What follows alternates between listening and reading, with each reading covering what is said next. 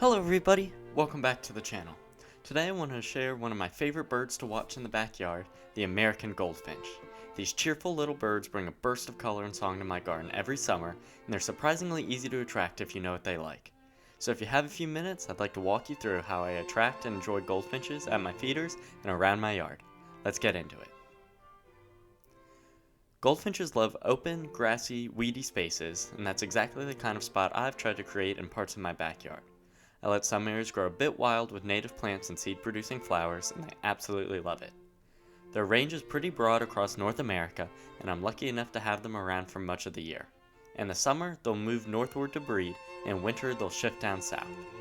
Depending on where you live, you might see them year-round like I do, or just for part of the season.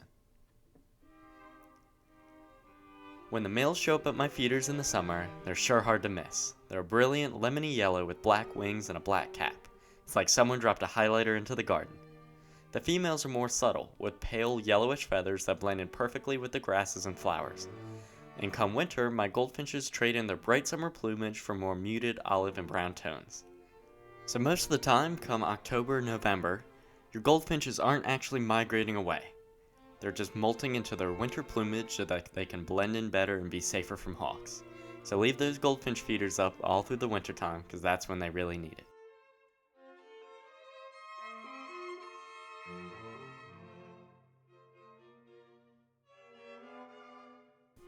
One of the things I love most is how social goldfinches are. At my feeders, they rarely come alone. They'll arrive in small flocks, flitting around and chattering nonstop. They're also unusual in that they nest later than most birds, usually around mid to late summer. That's because they wait until seeds are plentiful, which works out great for me, because by that time the black-eyed Susans and sunflowers I planted are in full bloom.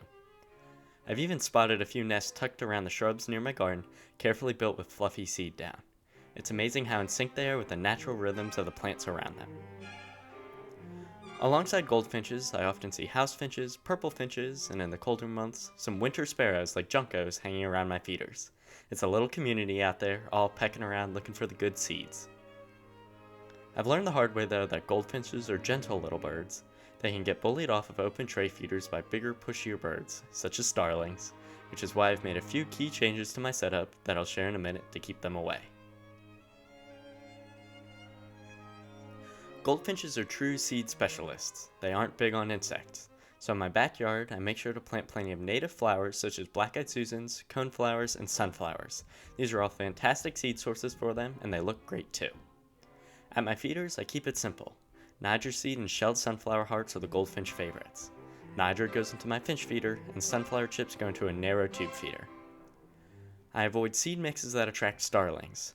Anything that contains peanuts are a real favorite of them. And believe me, once they show up, they'll sure take over everything. It's about catering to what goldfinches prefer while keeping the bullies away.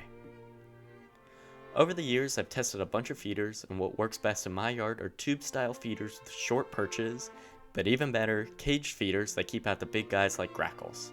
Caged feeders will have a hole that allows smaller birds to get in, such as, again, the finches and the chickadees and small woodpeckers, but they'll keep out the grackles, red-winged blackbirds, and starlings. I also make sure to clean out my feeders regularly. Niger seed can go rancid fast if it gets wet, so I don't let it sit for too long.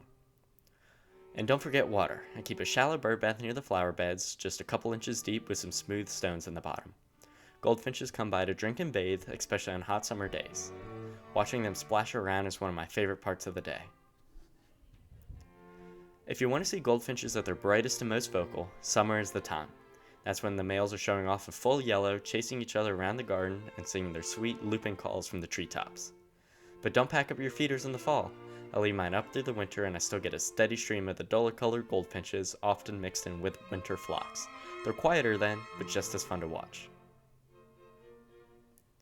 If you're like me and want to enjoy the bright energy of goldfinches all year long, start with a few native flowers, keep your feeders clean and simple, and give them a safe, peaceful spot to flock. You'll be rewarded with color, music, and the kind of joy that only comes from watching birds do their thing.